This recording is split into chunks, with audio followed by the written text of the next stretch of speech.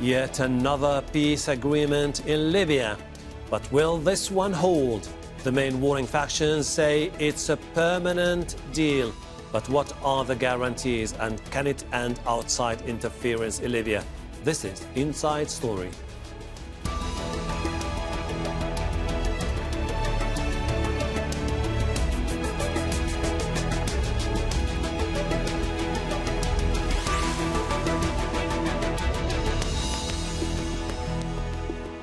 Hello, welcome to the program. I'm Hashem. Ahelbarra.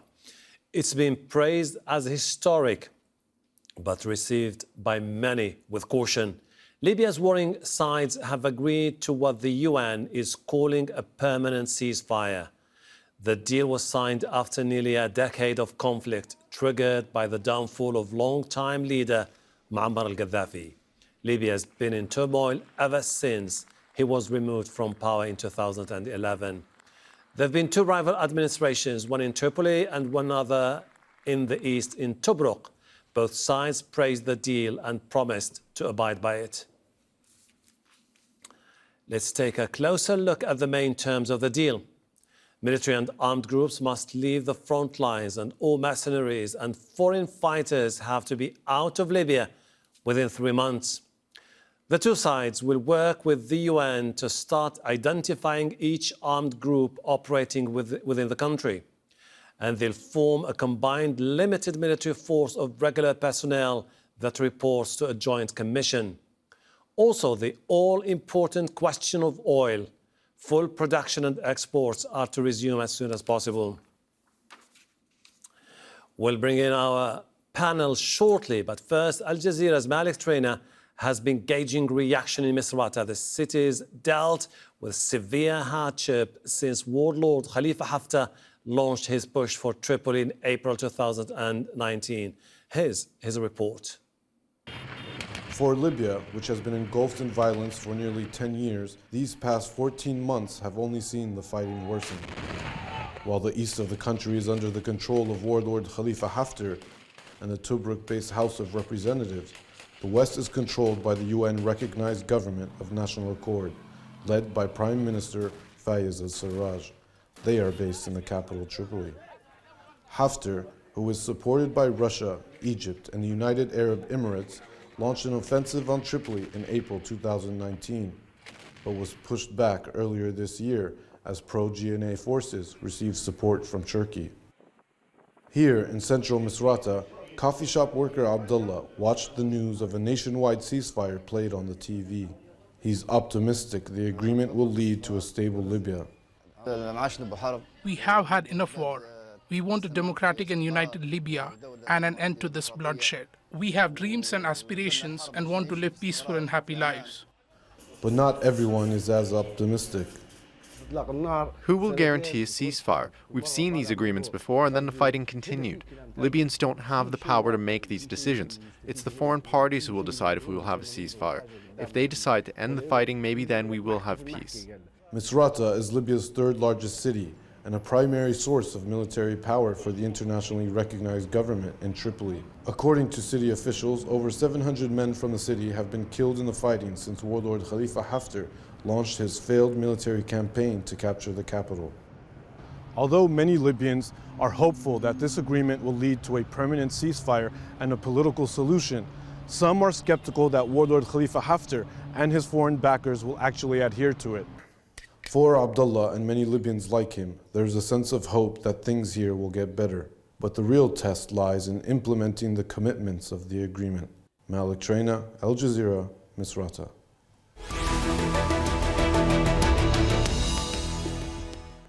For more on this, I'm joined by our guests in Paris, Mustafa Fetouri, an award-winning journalist and contributor to Middle East Monitor Daily. His work focuses on the MENA region and Libya. In Perugia, Italy, Alice Alunni, a Libya researcher at Durham University and international development consultant. In London, Jason Pack, founder of Libya-Analysis LLC. Warm welcome to you all. Mustafa, the UN and many capitals have been saying this is an historic moment. The question, do you think this deal will hold? Well, it depends how you look at it. I mean, as a Libyan, I'm really hopeful, or at least I hope it will hold. But unfortunately, the agreement as it is flawed, first of all. And then this is not the first time, as your report mentioned, we have seen ceasefire being signed but never implemented, let alone reinforced on the ground, really. And the current agreement actually, and the way it is, lacks a very viable mechanism. There is no way to verify the deal itself on the ground, plus a couple of other shortcomings, if you like, of the document itself. Okay. So besides, one last point I would like to mention here, the fact that most likely those who call the shots and whether the ceasefire will hold or not are not the Libyans anymore. They are foreigners, especially Turkey and Russia. Okay. Alice, how different is this agreement from the past agreements that were signed and then collapsed immediately? Well, I think we need to start by saying that I don't know if the other speaker is referring to the calls for ceasefire that took place in August this year. But these were called for ceasefire, so there wasn't a real agreement. That was the start of a process, so to speak. So what we have today, it's an immediate, complete and permanent ceasefire agreement. So it's different from the calls that we saw in August. And I think one important difference there is that this is the result of the 5+5 Joint Military Committee. So this is one of the tracks of the UN mediation, the military track. And this track has been working in the past few months on reaching a form of agreement. And this agreement has now been reached. And the main parts in these agreements are the Government of National Accord on the one hand, and the Libyan National Army on the other. So this is a clear indication that in this case, the two parties have found a temporary, or let's say like a way to move forward, to transition and to reach an agreement. And the LNA is on board, whereas it wasn't last time. Okay. The calls in August were launched by political actors. Jason, does it make sense to agree on a ceasefire without addressing the main issue, which is bridging the divide between two entities, a government based in Tripoli and another government based in Toubruk? Well, you're right that the main issues haven't been addressed. I would argue that bridging the divide between those two quote-unquote governments is not the main issue at all.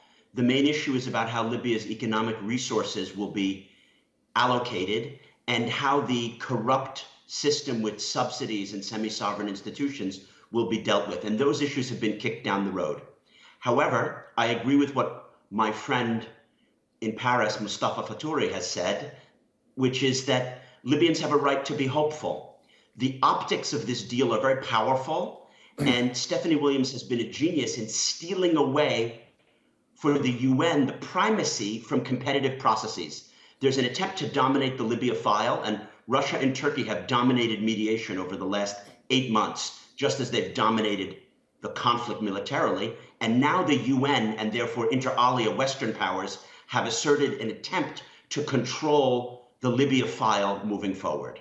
They say the devil lies in details, and let's talk about some of those specifics of the agreement. Mustafa, is it possible to disarm militias when this has been a problem that all the institutions that came to power in Libya since 2012 failed to address? Well, that's the simple answer. It's very difficult process to do. Actually, it's not impossible, but it's a very difficult thing to do. Plus, it will take time. You know, if one devil usually lurks in the details, in every detail of Libya, you have 10 devils at least. And one of this is very interesting point you brought up, because the agreement of the Geneva Agreement yesterday talks about integrating them on a individual basis. within certain process that to be supervised by the United Nations mission in the country. But we already know Mr. Bashaga, the Minister of Interior, has already started the process of integrating those groups into his ministry months ago, about 3 months ago, as a reward for them after the fighting subsided around Tripoli and Mr. Haftar was defeated in that area. So this remains one of the difficult things. And if you allow me half a minute here, I would add that the reaction to the agreement is already coming from Tripoli and from Misrata as well, from such groups, whereby they are saying we cannot accept such agreement unless those who tried to invade Tripoli last year and continued the war until this year, till the last summer, should be held accountable, and many other demands which are clearly outside the scope of the Geneva Agreement. Plus, I have to reiterate one more thing, the fact that the joint committee between the two sides that is supposed to be supervising the implementation of the agreement itself and identifying who violates it, it doesn't work like that. You have to have impartial party. You have to have a third party within the country or from outside to verify who's really doing that. It is definitely going to be a delicate task ahead for both commissions, which will be operating on the ground. Alice, in Western Libya, the general feeling is that there is absolutely no way people will trust Khalifa Haftar. They accuse him for the atrocities committed against their own people in Misrata, in Tripoli, in Tarhuna, in different places. Vice versa, you have the same sentiment in the East. People will tell you we won't have any trust in the militias operating in the West. Can you unify these people into one security force operating alongside the whole territory of Libya? It's an ambitious task, for sure. But I think the last few years have shown us that there's no military solution to the Libya conflict. So I think the attempt led by the UN and different actors on the ground now in Libya is to actually find a solution, not a military one. So in this respect, I would say the security operation room that is set up as part of this agreement is meant to find a form of security arrangement and a way for the two parties to work together. It's like, we can say it's ambitious, and certainly it is, but it is a step forward, and certainly it will be the details and the implementation that we will have to observe in the next 3 months, because the agreement stipulates a 3-month transition period during which these groups are expected to withdraw. So we'll have to see in the next 3 months what happens. Okay, so within these 3 months, we have to see what happens. Jason, can you think about the moment when in 3 months from now, the UN will be able to convince mercenaries, foreign fighters, pull out from Libya? I've thought about it a lot. The UN won't be able to because it lacks the leverage. If, however, the Russians and Turks have something to gain from participating in this process, then it might work. It was obviously very disquieting to wake up this morning and see that Erdogan had poo-pooed the deal, saying it seems like it can't be implemented. And that's a very polite and euphemistic way of saying, I'm going to prevent it from being implemented. So in Libya, you have to create win-wins. To roughly talk about how mediations have failed in the past, the Skhirat agreement failed because it put the political track first. It brought together different people from different parts of the country who claimed to represent communities but actually had no power on the ground. This deal puts the security track first, and it is the culmination of the Cairo military talks, which have been going on since 2018, that Stephanie Williams participated in when she was charge d'affaires for the US. And the security track is a closer approximation because it has people representing those who have armed force on the ground, except it represents them at the top level, the generals, and not the militia commanders who actually control the forces. So it's closer to people who have power, but I believe it's still flawed. It should have been the economic track, because in Libya, people only join militias because there's money in it. And there's money in it because you can hijack refined petrol and you can get access to letters of credit, because Libya's economic system pays you to be in a militia and engage in corruption. So an economic track needs to follow, And this could be one small step forward, but if it's just a security track, it's bound to fail as it doesn't address root causes. Okay. And then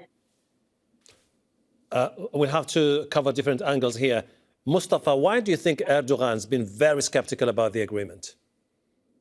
Well, the obvious answer. First of all, I agree very much with much of what my friend Jason in London have said. And for your question, first of all, Mr. Erdogan, like the Russians, however indirectly in the second case of the Russians, he invested heavily in the Libyan situation as it is now, especially in his support, political and militarily, with fighters and equipment to the government of national accord in Tripoli. So he would like to see some kind of return in his investment. That's one thing. The second thing is will he be actually willing to let go of what he has done in Libya, especially in trying to maintain the Al-Wutya, Uqba bin Nafa base just south of Sirte for kind of permanent lease from the Libyan Authority, whatever it is. I doubt that. I don't think Mr. Erdogan will agree immediately to support such a ceasefire. Even if he try to spoil the whole thing through pressure on the GNA itself. There's no interest served by the ceasefire agreement of yesterday for the Turks, especially if you look at paragraph 2 and paragraph of the general principles of the agreement itself, and paragraph 2 of Article 1, whereby it comes very close to naming Turkey as the forces that has to be evacuated. We already know that the Russians never acknowledge that they have anybody in Libya. Mm-hmm. So they always say Wagner is just an independent group. We never send them there, and we have no control over them, unlike Turkey. And of course, there's one more thing, if you allow me to mention, that's very important for the Turks, and that's the maritime agreement, border agreement, or economic zone agreements, which was signed last November between GNA and Turkey and the Turkish government, of course. And that was something Turkey has never been able to do since the defeat, its defeat in the Second World War. So, and Mr. Erdogan knows very well that the next government in Libya, however, even if not elected, is likely either to annul the agreement altogether or suspend it. Alice, Western Libya understands that the military support that was provided by the Turkish government made a significant impact. It was the main reason why Haftar was defeated. But at the same time, Haftar understands that without the Egyptians, the Russians and the Emiratis, there's absolutely no way he can survive. Do you think that it would be possible in the near future to negotiate a deal where foreign players will have to just step out of the whole political equation in Libya? That's the key here. One thing on Turkey, is playing a bigger game in the Eastern Mediterranean. So I think it tried to strengthen its position in Libya, also because it saw its position in the Eastern Mediterranean, in particular vis-à-vis issues of energy security, vis-à-vis the confrontation with Greece. And so it saw its position deteriorating. I think what it would be very interesting here to see is the European Union coming together and trying to strike a different type of a deal, so to speak, with Turkey around issues in the Eastern Mediterranean. Cyprus, energy security would be at the top of the list. And that would certainly lighten up a bit the pressure on the presence and of Turkey in Libya. When it comes to the supporters of the other side, I would say that here there's a clear indication. The talks were led by Egypt, and Egypt has been very keen on supporting this military track. So they clearly stand by this agreement, and I think their position somehow gives us a good sense of where the other backers, how they might be aligning. Well, let's wait and see what happens next. Jason, you've been insisting on the economic angle of the story. Haftar has been halting access and production to oil to put more pressure on the government in Tripoli. Now that access could be granted following the agreement. Do you sense in a way or another Haftar is the one who is likely to be pushed aside in the near future for the ceasefire agreement to hold? Wow, that's a very nuanced and sophisticated question. You're exactly right. Haftar's oil blockade backfired against him. He did it to undermine the Berlin conference and try to show that there was no solution in Libya without him. But of course, it caused power outages and economic troubles among his supporters in the East, even more than it did in the West. The oil blockade was nominally lifted already more than a month ago via the Maitig Khalid Haftar deal in Sochi, mediated by Russia. And what Stephanie Williams has done with this agreement is steal the thunder of that oil blockade and say, actually, the lifting of it is connected to this ceasefire. And all of Haftar's supporters have always wanted to ditch him. He doesn't keep his agreements. He's late. He stood up Putin in Moscow. Sisi likes him. They've been friends for decades, but yet he doesn't deliver. So yeah, the problem is there's no one to replace him. Akila Saleh has a role in the House of Representatives, but his own representatives won't give him a quorum, and he's a nasty person who just wants to hang on to power. And no one is waiting in the wings to replace Haftar as head of the LNA. His sons are disliked. Abdelrazak al-Nasuri has no charisma. So it's not that easy to get rid of Haftar. And the fascinating thing is he lost the war for Tripoli, but yet he appears to be the victor of the peace, and he gets to stay in place. All right. That just shows his media savvy. Indeed, a very complex political reality. Mustafa, this is just the beginning, and ultimately we'll have to see many dramatic things happening in the near future for this political process to continue. Now, when it comes to the next Prime Minister, who do you think will be the next Prime Minister in Libya? Briefly, if you don't mind, Mustafa. No, it's okay. When it comes to the Prime Minister, what? Who do you think will be the next Prime Minister in Libya? Well, I think it's more or less, if you mean the head of the Presidential Council, I think it's already agreed that Mr. Aqil Saleh is the likely contender for so far.